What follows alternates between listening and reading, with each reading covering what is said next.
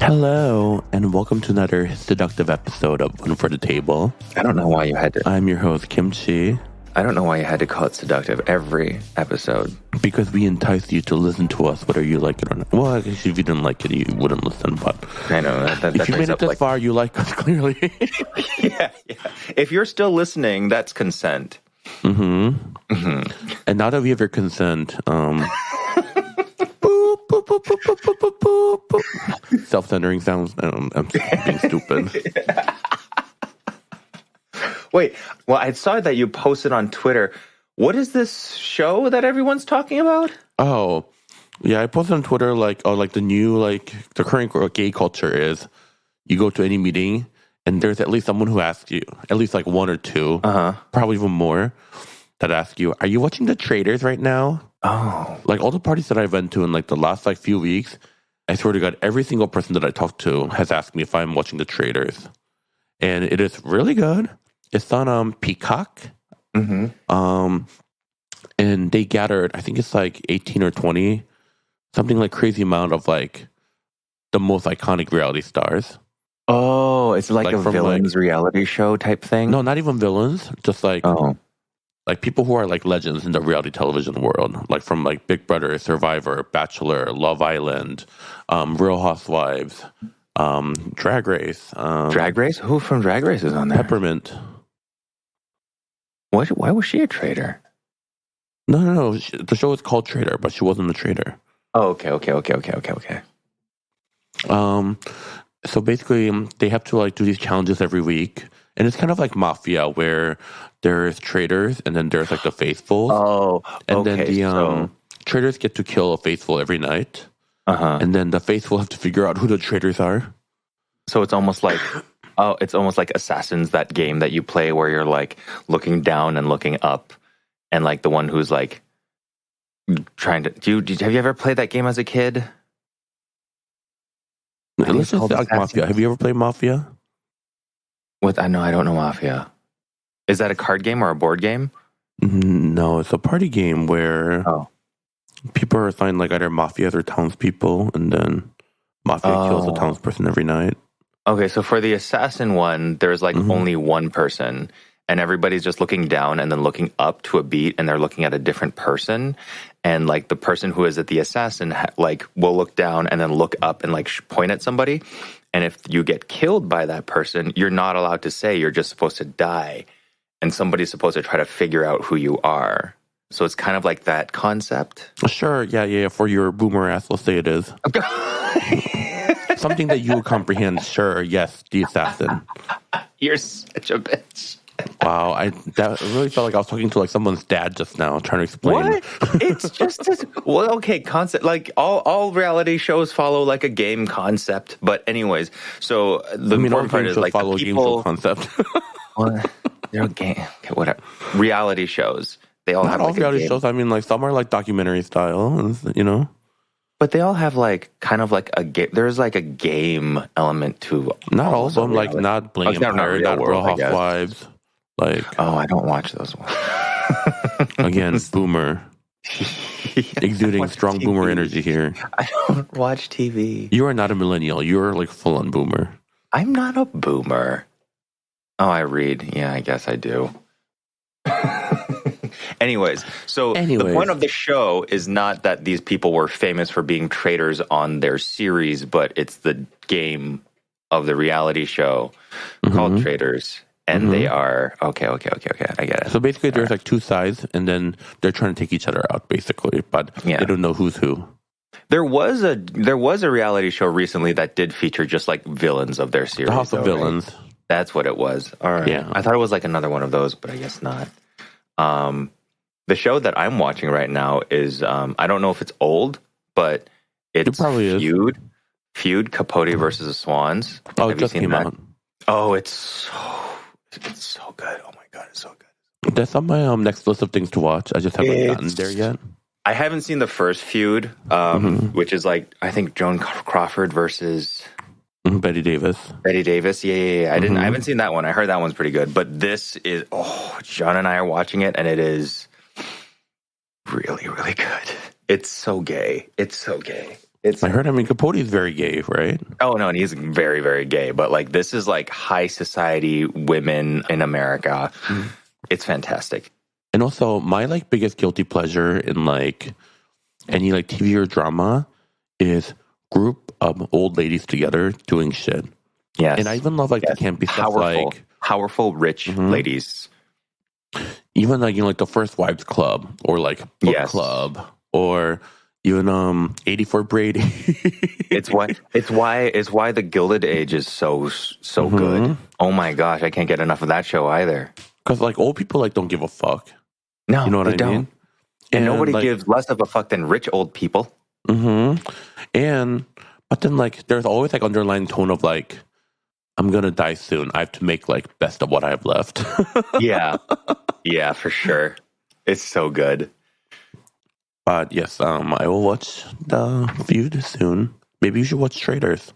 It is actually really good. Yet, even if you don't know these characters, the way the show is designed is like so thrilling and it's so much fun. Like one of the mission is one of the traitor has to poison a faithful, and by that they have to find this goblet like in the library, and then they have to like make one of the faithful like drink liquid out of this goblet, and then they get poisoned and die. Oh damn! And the whole process is like, again, everybody's like already like so paranoid and like hyper aware. Yeah, but like they don't know what's coming. And then the next day, like they tell you like one of you has been poisoned, and now you have to try to figure out who was poisoned to like win the money. Yeah. Oh God, that's interesting. I mean, I don't. Reality Alan shows. The host, he does a great job. Oh, I like him though, and he like fully leans on like the how campy and kitschy like the whole thing is. Yeah, he's good. It's on Peacock. Peacock, yeah. I have to see if I have it, but yeah, I'll check it out if I do. If not, you can afford a subscription. Yeah, another one. You use Instacart, right? I think you get like free Peacock with that or something like that. With Instacart? With one of those, yeah. Oh, interesting. I'll look it up. I'm just like, it's not even a matter of like affording it or not. There is just like, I've just noticed that I had gone like, for example, like there was so much to watch between Disney and Hulu and Apple TV at one point in time that I realized that I had gone like 3 or 4 months paying for Netflix and not using it. So I was like, okay, I'm just going to have these things on rotation now and just like go off of some networks, watch everything that I can, and then like go on networks again once a good show is back on. So I guess, yeah, that's great for hermits who don't keep up with pop culture. Yeah, I know. You like to see the shows after everyone's already seen it and then done talking about it. And like 6 months from now on at a party, you're going to be like, oh, so I just watched Traitors. And all the geeks are going to look at you like, watching this show called you just watched Traitors? Like, sis, where you been? I feel like reality shows, you get a pass because you can honestly see and like figure things out. Well, less and less so because Twitter is like a cesspool now. But it used to be that you could just like catch up on a lot of pop culture things just by using Twitter. You Twitter, can kind of do that. And I refuse to call it X. I'm still going to call it Twitter. Oh, no. Yeah, Twitter for sure. is like a different beast now. I feel like you post something and I feel like there's just like less people that use it now. There's less people that use it, and the people that do use it are like either the diehards or the people that know that they will be censored on Instagram because they're a little bit vulgar, or just the terrible people that love Elon Musk still. So I've noticed that like I used to post a bunch of stuff about like Marvel content, like talking about shows that got like a bad rap, like The Eternals and She-Hulk and all of those, which, you know, these movies and shows did have their problems, but they weren't that bad. And every now and then I'd get back on my little thing and just like start talking about how much I like these shows again. And then like it has gotten noticeably a lot more, especially for shows like She-Hulk, like misogynistic. Even on my feed, like it's gotten to the point where I don't think that Twitter can curate the people that see your feed anymore because there are so little people. Now they're just giving it to anyone that's out there, and most of the people that are out there suck. And that's a chapter on Kim and John spirals. Yeah. All right, so moving on. Chinese Wait, New how Year. was your New Year? Mine was really good. Let me tell you all about it. Yeah. So I had a gig in Toronto for this party called New Ho Queen, New Ho and Queen. and it was like a queer, like gay Asian party. Um, and it was actually really cool. All the people like that were like in charge, and all the like staff, and all the other performers and DJs, they were all like really sweet. I had a phenomenal time. They put me up at the Drake Hotel in Toronto, which is like one of the nicest hotels that I've ever been on. Oh my I god. FaceTimed John, Yes, you um, did. just to show him like how nice the place was. You are going to tell them how you framed it, though? What do you mean? I was just like, sharing a part of my life with you. You called me on FaceTime, and all I saw was your face on the screen, and you were like, hey, remember when you had that horrible experience at the Lion Hotel in Los Angeles? And then you started showing off the hotel that you were at. I just wanted to like relate to you in some way. Yeah, they still haven't paid me back for that sweater that they destroyed. Mm. You still hung up on the sweater, huh? It was my favorite sweater. Yeah, that It was sucks. my favorite sweater. Yeah. I And, still have it. I'll It's bet. on my hanger, shrunken and unwearable, and I just Can you look stretch at it it every out day. somehow? I'm going to try. Well, I heard Like have that you little can John hold it from the other end and like pull. I hear what you can do in some cases is like put it in a tub of water with conditioner. And that would relax the fibers a little bit, but like it's probably never going to be the right shape because you can't pull it at all directions at once. So it'll be like loose on some sides, snug on some. So I'm gonna try it because again, I'm gonna try to save this thing. But no, is it ever going to be like the sweater that I loved? No, it's not going to be. Or hear me out. What? Get smaller for it. Get smaller. It fits Remove a my couple dogs. ribs, It maybe like lose totally some fits muscle. Mochi right now. Yeah. But anyways, thanks. Lion Hotel in Los Angeles. But anyways, back to my Yes, back to your thing. Back to your thing. So they even had like those like traditional like drummers, but it was like an all female troupe. Ooh. Oh, you mean those big giant those big giant red drum things? Yes. Oh, that's so cool. And then they had like drag queens doing like the lion dance, and I had a great time. And afterwards, my flight was at like 7 a.m. So I had to like leave the hotel like at like 5 a.m. So I was like, well, why don't we just do the after party at my place, and then y'all can just like stay here and party, Yeah. So then everyone came over to my hotel, and then just like chilling with them, help me like stay awake. Because instead of like sleeping for a couple of hours, like, let me just like stay awake and then go to the airplane and like pass out. And of course, it was just my luck that the flight gets delayed by like 2.5 hours. Oh no! So I'm like at the gate, just like trying like not to pass out so I don't miss this flight. And like they have those like iPad things where you can like order food. Mm-hmm. I was like, well, let me order some coffee to stay awake. And while I was ordering the coffee, I fell asleep.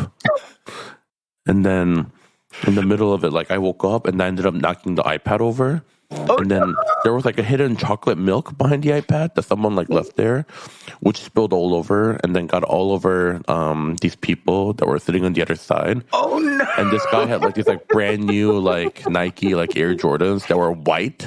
And then like the chocolate milk was like seeping into like the white stitches, and it got all over this like lady's iPad. And I was like, oh my God, I'm so sorry. And like the lady was like cool about it, but the guy was like so pissed about his shoes. And the lady was cool about her iPad, and the guy was pissed about his shoes. No, all right.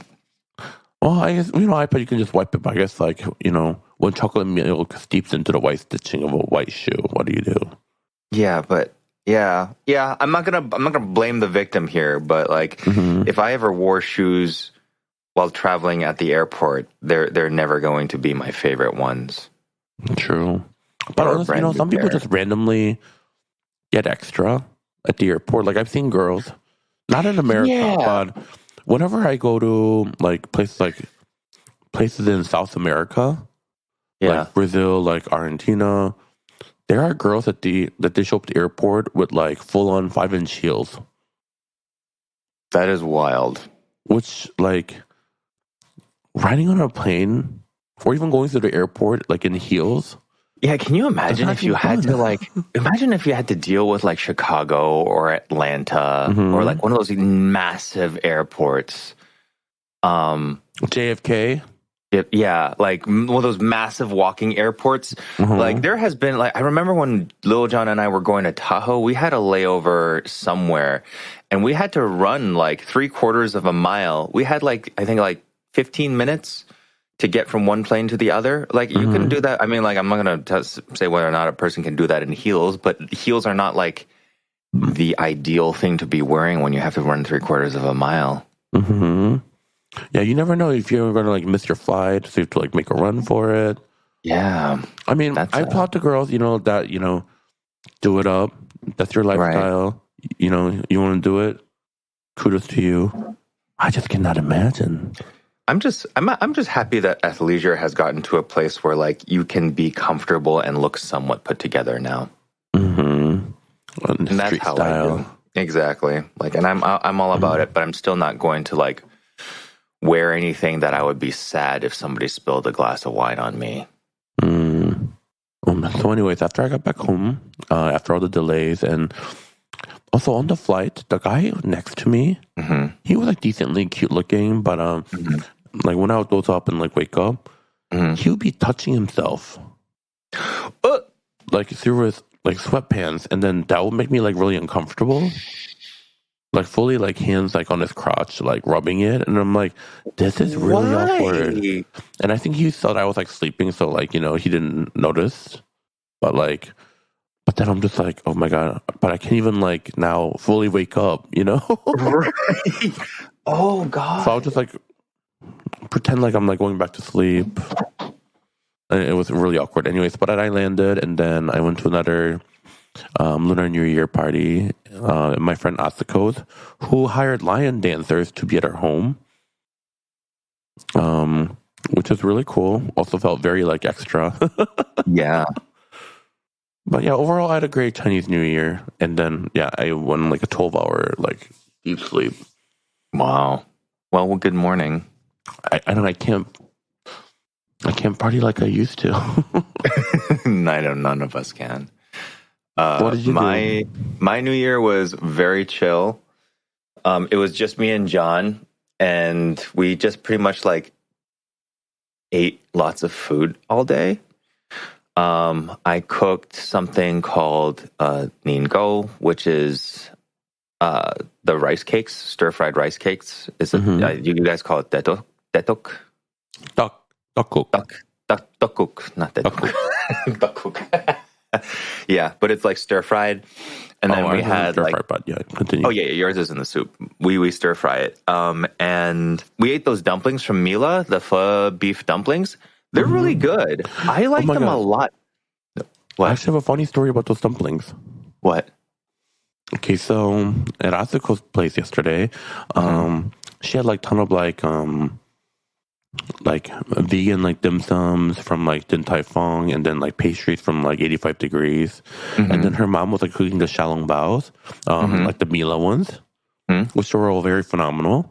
Because you just steam them and serve it to the guest right after.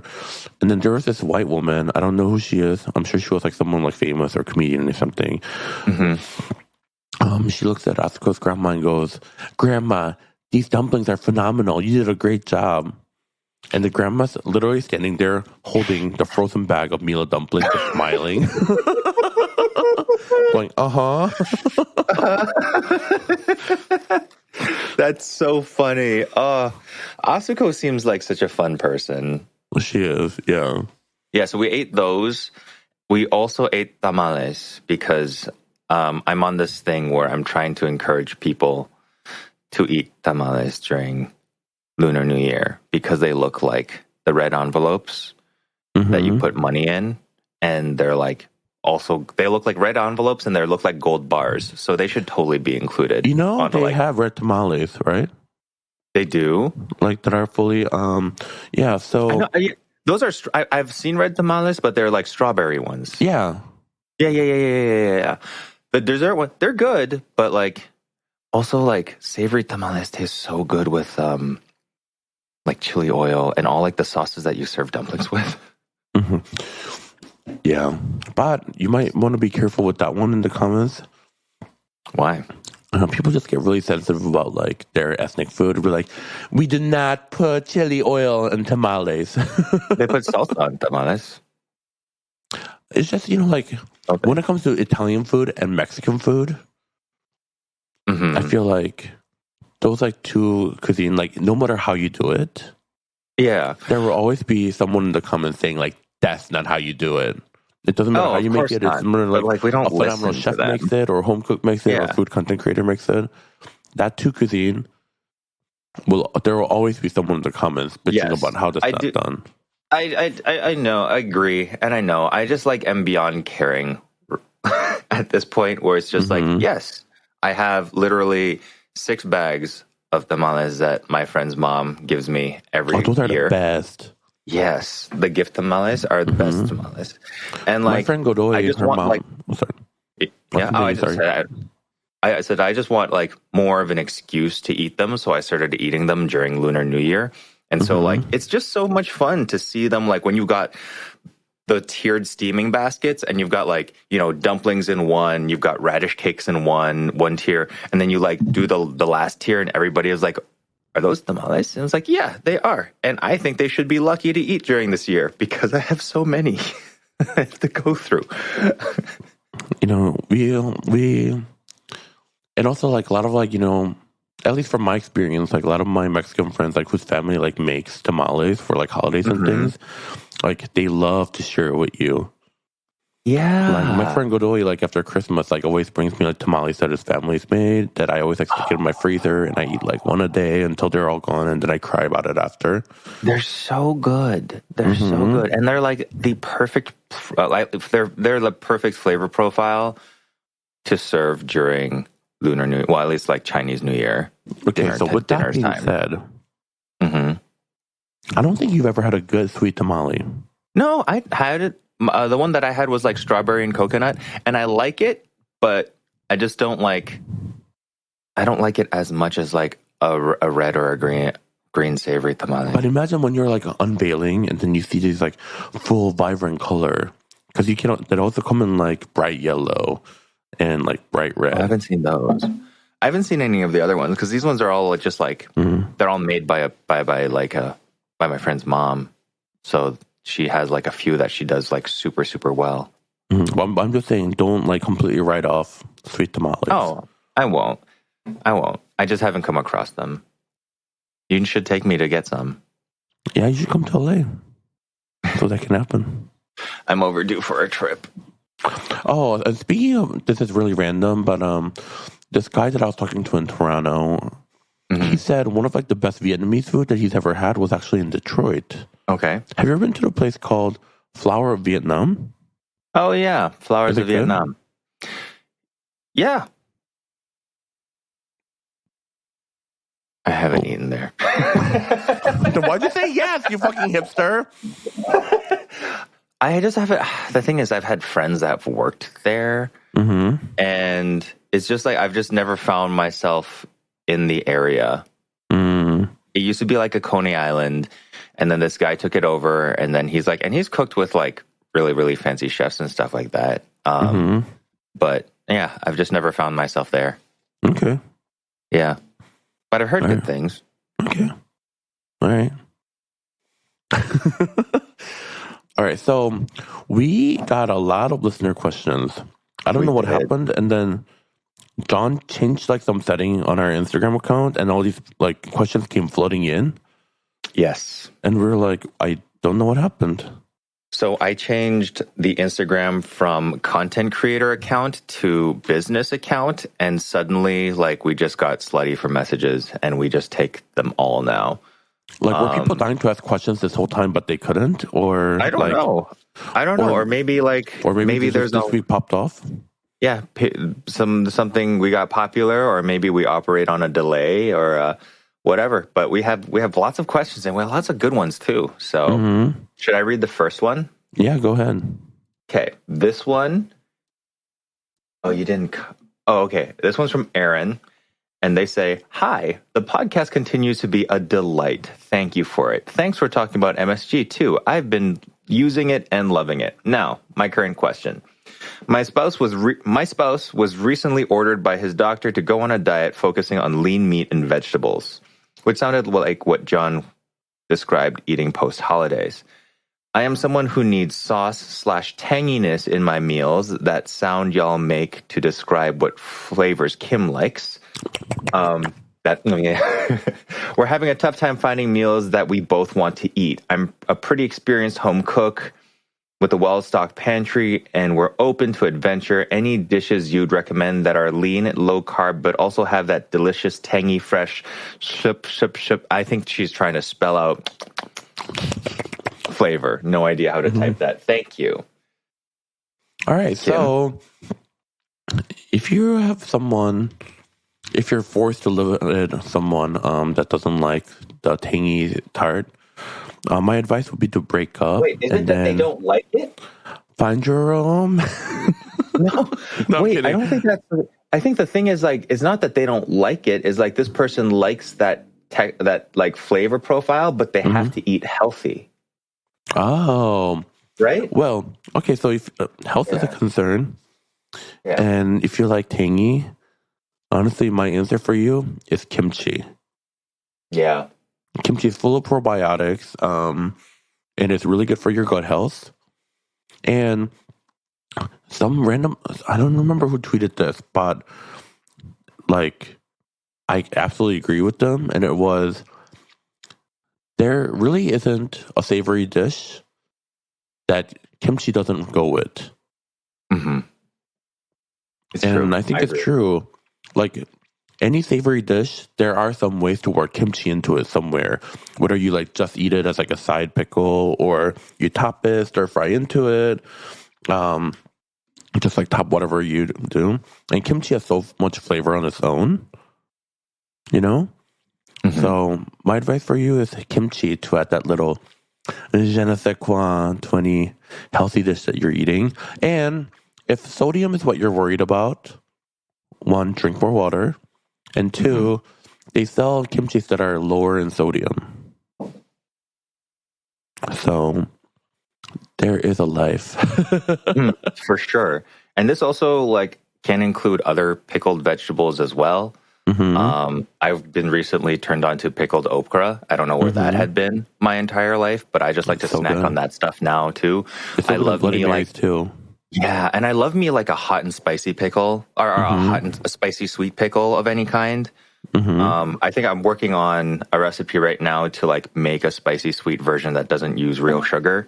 Oh, yeah. And what else? I think with monk fruit.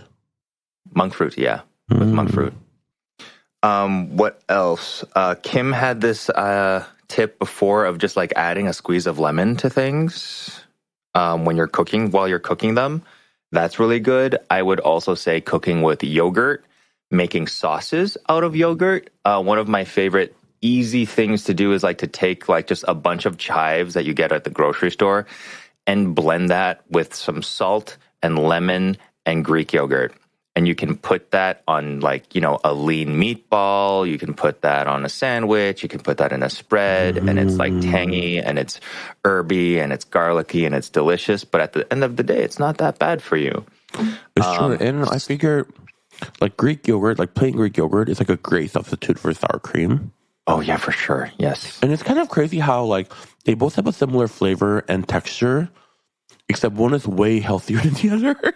Yeah, like yogurt. And the weird thing is like they're kind of made the same way too. Yeah. So but, one is just like super like concentrated in fat, and the other one is literally just the fat content. Like you can use it's literally just like they made Greek yogurt with cultures use in skim milk versus like heavy cream or whole cream or something like that. It's like what's it called? Creme fraiche. It's made the same way, which is also really good. Other things, salsa is your friend. I love a pico de gallo and putting that stuff, like keeping that in hand. And also like tzatziki. that's a yogurt-based sauce that's really good on all sorts of stuff that's nice and tangy and generally healthy if you find a fat-free one. What else? Oh, also, like, it would help if you took out the mentality that you have to eat meat with every meal. Because you're talking about like lean meats and vegetables and stuff like that. Well, if you decide to like go vegetarian every few meals and just focus on vegetables and eggs, maybe make yourself like a frittata and stuff like that, you don't really have to worry about the fat content and the cholesterol that's a lot more dense when you eat stuff with meat in it.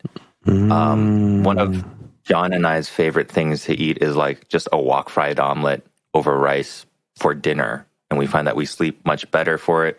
I just throw tons of cabbage on there and just like stir fry it. And yeah, there's oil in stir fries, but because we're not consuming any meat and we're just eating just like vegetables, eggs, and maybe like a couple tablespoons of oil between two people, it's not that bad. So yeah, take off the mindset. Like, you don't have to stop eating meat, but like, it doesn't have to be there for every single meal. And once you like free yourself from that, your options actually get a lot wider as to where you can go and what you can eat.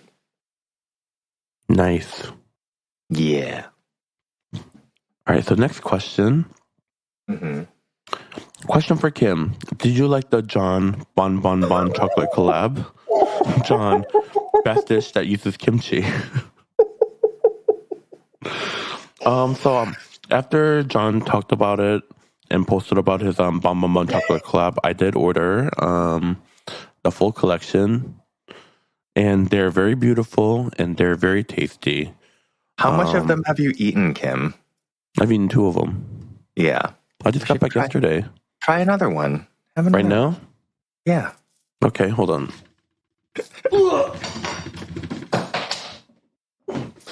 I have it in a box. I kind of feel like Mrs. Trenchbull and like Matilda with her like little like candies, like, oh God, who ate my chocolate? Okay, let's see. I guess I'll go for stud muffin, which has blueberry muffin ganache, candy, studded cream cheese icing.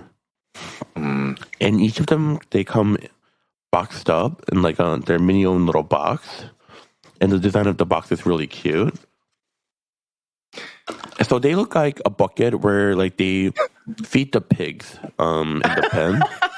Don't they though?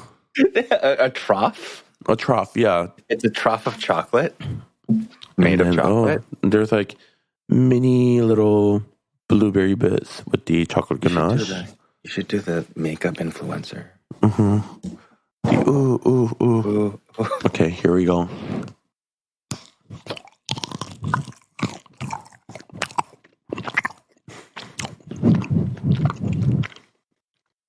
These chewing sounds are very loud. It's good. It's good. Why are you laughing? Nothing. Oh, God. Okay. No, it's good. Well, what? It's good. You're not going to talk about how it tastes or what you like about it? It tastes like chocolate. And then there's like a little hint of cream cheese at the bottom that gives like a little tang. I don't taste much blueberry, but the color is really pretty. Okay. It's good. Okay. And John, for you, best dish that uses kimchi? Best dish that uses kimchi? Oh, I like the stew. Kimchi jjigae. I like kimchi jjigae. Because I feel like I actually made that for dinner last night. I feel like that like really just celebrates the flavor of kimchi. Like it's not just kimchi on its own, but it's like all over. And I just like love the broth that kimchi jjigae like gives off. The broth is so delicious. Oh my God, there was one thing. When you did your pop-up in LA and you made the mapo tofu kimchi jjigae, that was so good. But they served the kimchi jjigae like over rice. Like it was mapo tofu? Yeah. And I was like, I just want to taste the broth on its own. The broth on the its flavor own was was really good. Thanks. The broth on its own was like super, super strong. And it was kind of salty. So I was just like, give them the option to do it. But they were like, no, it kind of tastes better as a gravy. I was like, yeah, okay. I really like that place, Bodega Park. Those guys are super That nice. place is so cute. Their drinks are really good there. The chopped cheese is really good there. I haven't had that. I need to have that there. We should go there again. Yeah, you should come back to LA. Book the flight. All right, moving to the next question. So this one is question for the pod. Thoughts on sizzle plates at home, cast iron versus aluminum? I feel like I'm not versed to like answer this question because I don't use sizzle plates at home. Because at home it's just me, so I'm like, what am I going to do with a sizzle plate just for myself? You know? Yeah, I actually do have one, but I call it a fajita pan because it's got, I don't know if it's like because it's got the handle on it, and it comes with a base, and it's by Lodge, and it's cast iron. Fajita night. I could, but I just use it kind of. Okay, you want to come over and I'll have a fajita night for you? Maybe to Detroit. Maybe. I mean, okay. I love fajitas, but I feel I kind of missed the like 90s when every chain restaurant was serving fajitas. Yeah. And now it's so hard to find fajitas. I mean, I'm sure they have them at Applebee's. I don't think I have Applebee's near me. Or a Sizzlers? I feel like that's right. The Sizzlers have one? I've never been to Sizzlers. I've never been to Sizzlers either, but I feel like if your name is Sizzlers, like you're going to you should have fajitas because that's what they do. Well, Sizzler, they're like a buffet. Oh, they are? Yeah. They're not a steakhouse? I think they're a buffet that you could also order a steak, like how Ponderosa used to be. Oh, I don't know much about Ponderosa except that was like one of my favorite drag queens' names. No, Ponderosa was like a place where you first go up to the counter and then you order like a steak meal. And then while they grill your steak, you hit up the buffet to grab like whatever you want off the buffet. And then your steak arrives. Mm-hmm. And we used to go to Ponderosa a lot growing up. And, you know, like my parents, or at least my dad, I don't know, they didn't have like the most sophisticated palate. So they would always order a steak well done. Mm-hmm. And I would hate these steaks because it would come so like hard and rubbery. So then I would just like nix the steak and just go for the buffet. Yeah. But yeah, when I grew up and the first time I ordered a medium rare steak in front of my dad, I think he nearly had a heart attack. But also I didn't care. You were free. I am free. I'm old enough to make my own decisions. But anyways. The question. I would always do cast iron over aluminum for a home kitchen because especially like if you're talking about a sizzle plate, I don't think sizzle plates for the home really come in aluminum. And they don't, so they're not like as good quality, I guess. The restaurant sizzle plates that are aluminum, I know you're talking about just those silver dishes and stuff like that. You don't need very many of them. I would say just go with the cast iron one because it has so many more, it's more versatile and it's more sturdy. And the one that Lodge makes, it's like $30. It comes with a wooden base so that you can set it on the table without damaging your countertops. It also comes with a handle. And I also use it to blowtorch all my food because it's like super resistant to like pockets of heat. So yes, if you are going to really do hard it, to like scratch that up, right? Very hard to scratch it. Always will look better. All you have to do though, like aluminum, you can just like, I don't think you can dishwash those aluminum dishes, but like it's a lot easier to keep, like you don't have to season. You have to season the cast iron one. That's the only downfall. But that's not that hard. Just rub a little bit of oil on it before you store it off. And also, cast iron retains heat better than aluminum, right? Yes. So if you can just and you can also just leave it in your oven and it won't warp up. So you can cut all the stuff that you want to put on the sizzle plate while your cast iron is in the oven getting super, super ripping hot. And then you can just put it on there with a little bit of oil and your salt and pepper and sauce, and you're good to go. Fajita night at John's. Fajita night. The only Sponsored by downside kimchi. for visiting John, as someone who lives in LA, is John goes to bed at like 10 p.m. Eastern time, which is 7 p.m. my time. And I don't go to bed for another like 5-6 hours after that. It's true. So then by the time like John is like waking up in the morning, like I'm just going to bed. And the thing is, like, neither of us drink or anything, so there's nothing that any of us can do. We can't like get drunk and pass out. Mm-hmm. Like, I'm just like, all right, well, I'm gonna go to bed. Like, all right. Well, now I have a coffee machine, so maybe I can just like take coffee and just like stay up all night with you. No, but also you shouldn't have to change your daily routine just for a visitor, you know? Yeah, but my routine is not conducive to other people. Like, I go to bed at like 9:30 and I wake up at 5. Nobody wants to do that. Yeah, but if you like doing it, you should keep doing it. I do it when I'm at your house. Yeah. But you just kind of like change you're like readjusting to the schedule here, you know? Yeah. Yeah. And sometimes we stay up all night. Just talking, chit-chatting. What you doing? Catching up. All right, next question. From Charlotte. Hello, I love listening to y'all each week. In your most recent episode, Kim mentioned adding tomato paste to Japanese curry, and it sounded amazing. Is there a specific time you suggest adding it? Could you incorporate it into the roux, or would you add it closer to the beginning?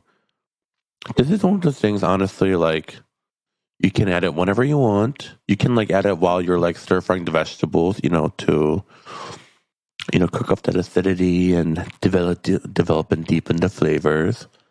Or you could just, like, add it when it's, like, when the broth starts boiling and just, like, let it cook out, you know? Mm-hmm.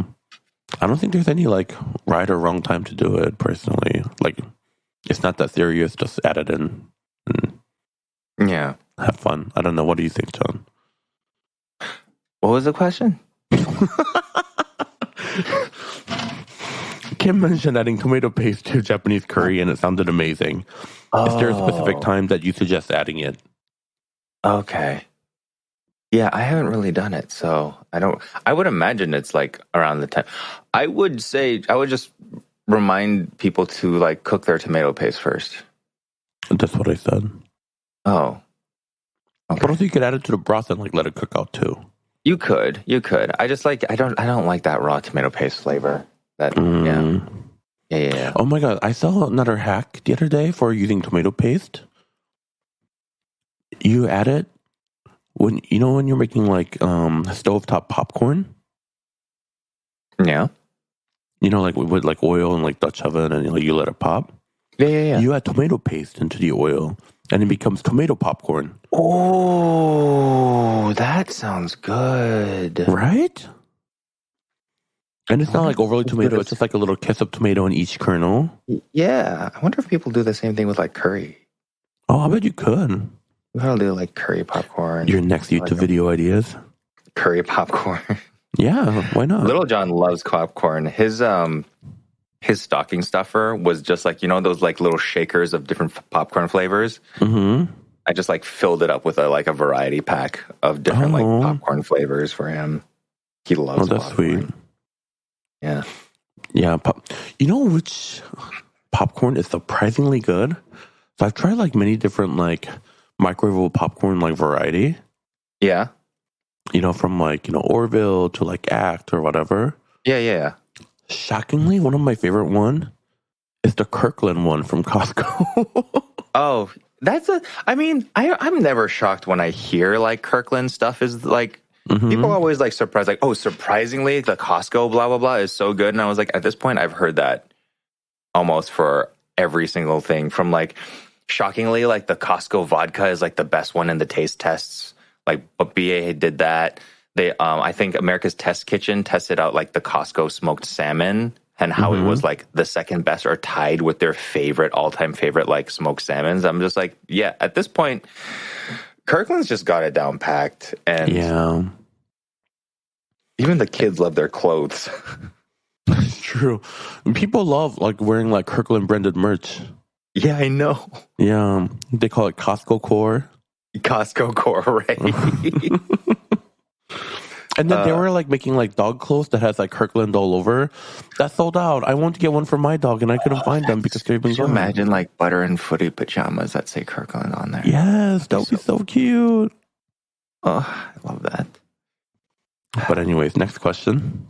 Would y'all talk about your favorite teas or like tea lattes? I've really gotten into them recently, including making my own masala chai blends and doing Thai tea. I'm always amazed by the amount of variations in people's recipes. Also, thanks for updating the account. I think I was the one referenced a few questions back asking about listener questions but couldn't submit any after. Oh, okay. This was one of the people that couldn't submit the questions after. Yeah. All right, so tea. I love anything hojicha and oolong. Mm-hmm. And I also love like barley tea. Barley tea is Because so it's like good. the nose, not nose tea. I'm going to say earthy and roasty flavor. I And like the also I love Korean like corn pouring like barley tea. tea over like hot barley tea over cold rice and then just eating like some like pickle side dishes as like a simple breakfast. That sounds so like so clean tasting. Mm-hmm. Koreans also do the corn tea, right? Yeah, the corn tea is Yeah, phenomenal too. that stuff is really good. The tea that I like to drink straight up is called Big Red Robe. I think it's either I think it's an oolong tea. It's either an oolong tea or a black tea, but it's called Big Red Robe, and it's got like just like the most amazing flavor profile, and it's like one specific type of tea. When it comes to blends, I actually like to mix Earl Grey with Lapsang Souchang. Earl Grey is like Oh. the super sweet, super floral. Like it's almost like too sweet and floral with bergamot stuff, but Lapsang Souchang is a pine smoked tea. So Mm-hmm. like it clashes. It does clash in a kind of weird way, but I was just like I kind of like it. So yeah, that's one. So I like to like just mix like one scoop of each, or two scoops of Earl Grey, one scoop of Lapsang Souchang. And as far as tea lattes, I like a London Fog, Mm. which I think is like Earl Grey steamed with honey and milk. My favorite, did I talk about this? The popping oat. No. Okay, No. so there's a place in Pasadena, California called Moto Tea Cafe. And whenever I'd order like one of those like tea latte boba from them, Oh one of yeah, the topping option is called popping oat. And I've it's a never seen this topping. anywhere else. And I've Googled it. I can't find it anywhere else. I've only seen them having it. Okay. And when I say it is the best boba topping that I've ever tried in my life. Okay, so you know those like popping boba? Yeah. Where you bite into it, it's just like that really sugary, like, like strawberry or whatever, Yeah. artificial like liquid. Well, this one is like that, but inside of it is an oatmeal. Whoa. So it's like kind of like thick. It's just like, like the popping like pearl Yeah. But with just like a is the piece of liquid like, inside like thick? no, it's just like clear. But then just Uh-huh. inside of it, there's just like a whole piece of oatmeal in there that's been like soaked. So obviously it's like So it's full. almost like overnight oats boba. Yeah. I have never experienced this I haven't before. tried it until I've tried it there, and it is so good. Is it like creamy and like only just slightly sweet and a little nutty? Yeah. But I wouldn't say it's creamy. Milky? It's just, no, God, it's so hard to describe. But, okay, so it feels like you bit into a caviar, but inside of it being fishy, there was a whole piece of oatmeal just smiling at you. And it's like a little like earthy and nutty and just like a little hint of like natural sweetness from the oatmeal. That sounds really cool. It is really good. Huh.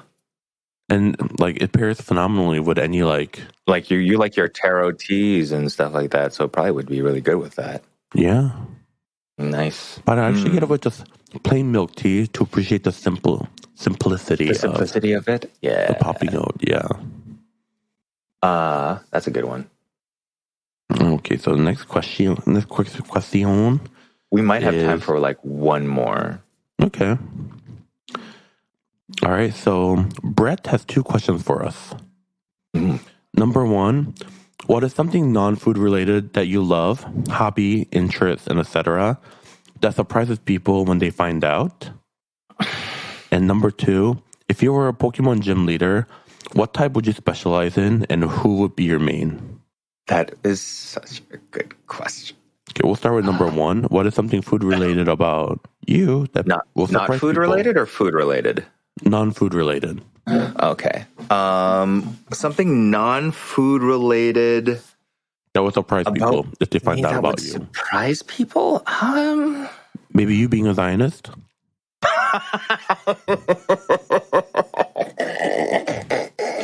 Well, John is not Zionist, by the way.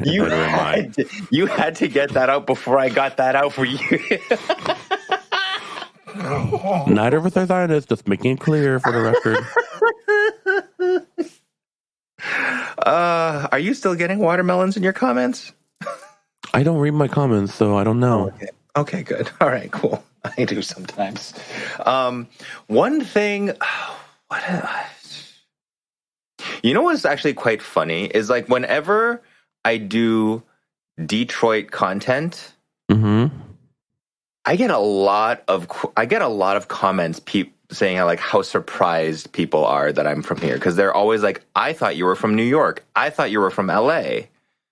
So like anytime, one of the most surprising non-food things about me to a lot of people happens to be the fact that I'm not a coaster, is a Midwest person in Detroit. Yeah, Asian people do exist outside of major cities. outside of New York, Los Angeles, and San Francisco, Orange County, Seattle, and San Francisco, Bay Area, Vancouver, Toronto, and Florida. A lot of Asians in Florida. Also in Texas too. Yeah, and Atlanta, and Atlanta too. You know, we're everywhere. Even the Carolina, we are literally everywhere. Most populous people, most amount of people in the world. But yeah, no, that's I think a thing that people are surprised with a lot. Yeah, I think that's it. Yeah. About me, I took origami lessons for many years, and I'm extremely good at origami. Really, really good. There's really nothing I can't fold. But I don't know. Is that surprising? I mean, I was surprised. Well, no, it's not. It's not surprising. It was just something I didn't know, and I was just like, huh. But I guess I was surprised. I think, although that is on brand for you as a creative person, so I don't think it's all that surprising. Okay. Give us another one. I love music, and I mean that in the sense that I love a lot of different genre, and I think people get are shocked about how wide and wide range my musical taste is. It's not just K-pop or top 40, but it expands to I don't know, jam bands and hip hop, and I don't know, any old school songs too, you know? I listen to a really wide variety of music. But is it something shocking, or is it just a gay thing? No, I think you're a DJ, so I feel like you would have varied tastes in music as well. You're not very good at answering this question. Maybe I just put everything out there. You put it all out there? But nothing is shocking. I'm actually a closeted Madonna fan. I know every word to all of her songs. But is that shocking? No, I guess not. Novel, but not shocking. I don't. What? It's what about me that people wouldn't know? I mean, if I like something so much, yeah, you generally talk about it. Yeah.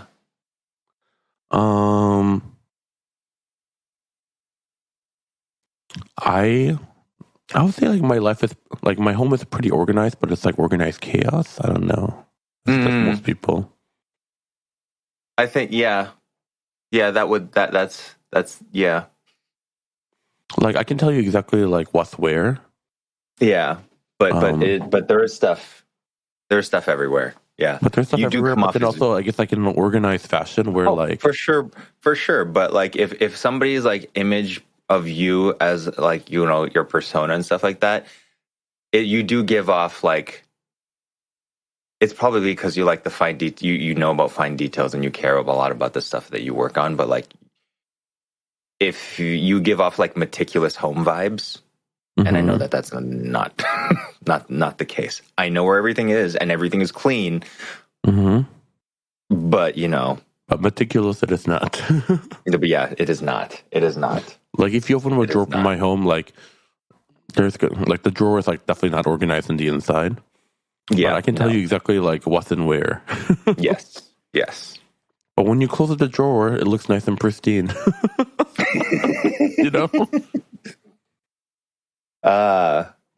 And then the Pokemon gym trainer. Oh yeah. Why don't if you answer that? If you're a Pokemon gym leader, what type would you specialize in, and who would be your main? I think as like I'll just answer it first. I think I would probably do like all food themed Pokemon. Just because like it's on brand for me. I like all the food themed Pokemons. I think it's really, really cute. I would not be focused on the desserty ones. But you like know, Alcremie? Yeah. Like a lot of people will be like, oh, they'll do like an Alcremie main, and like, no. First of all, Appleton is my main because obviously anybody who knows me knows that that's my favorite one right now. Not the little shrimpy. Not the little shrimp, but like I would make sure that it wouldn't just be sweet stuff. So like that sashimi Pokemon, yeah, all of those. So if I were to be a gym leader, personally, first of all, I don't want to be like a type gym leader. Like imagine being like a grass gym leader, and every day you see like hundreds of trainers lining up with their fire Pokemon just to like burn all your like wood Pokemon or like leaf Pokemon to like a crisp, or grass Pokemon, Like, yeah, I would want to be like something like a gay gym leader and have all different types, but they're all very gay. You know what I mean? So I feel like if you just stick with one type, it just makes the battles like too predictable and not even just like the cunty gay Pokemons. Like you'll also have like a Machamp in there. And I feel like it's more of like is it really, are you really a gym if you're not challenging the trainers, Right. So I feel like I would have someone like different type after another, so like they can like never really predict what type of Pokemon is coming. They just know it's going to be something gay. Yeah. And see, that's like kind of the similar thing with like my thing is like food. Like gym leaders who base their stuff off of themes and not type, I think is going to be a lot more. Well, it shows off your character just as much, but it makes you a little bit more difficult to beat. I agree, and I think that is the future that our trainers would want.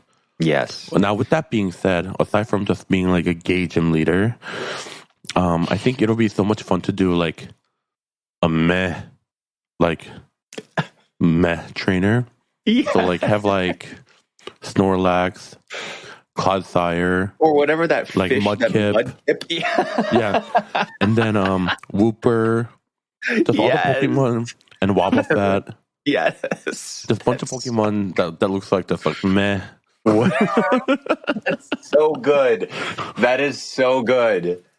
Oh it's like I'm going to the meh gym today, and they're all like level 99, and they're like fucking sturdy as hell, but they're meh about it.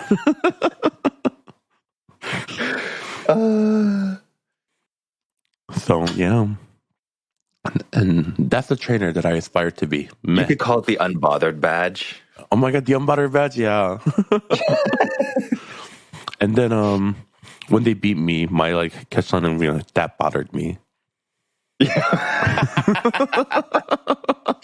Yes, so good. Oh, I love that. And then my gym outfit is like unbrushed hair, like Just whatever. gray sweater. Like peak depression core. Yes. Or comfy core. It just like you're just like a mountain of blankets with like a mug coming out of it. Just like giving my Pokemon orders from like inside the blanket. Is that yeah? With a pot of tea. Yeah. And when they approach me, I just go meh. That's such a.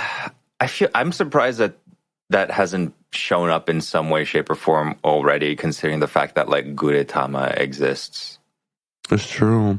And also like the one of the Pokemon trainers that went viral a couple years ago for Scarlet and Violet was like the average worker gym trainer. Hold on, let me look up his name.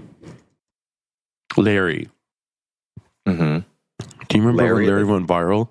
He looks like just like an average salaryman, and he has like dark circles like under his eyes, and like he has like zero energy. Yeah. And then he became like the most like popular like Pokemon like trainer for some reason. I think people related to him, you know? Yeah, people can just like see someone and be like, "Oh, that's a mood," and then just like immediately it goes viral. Yeah.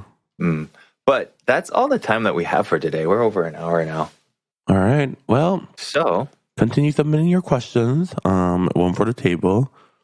And just because we didn't get to your question today doesn't mean your question wasn't good enough. It just means that we probably got distracted.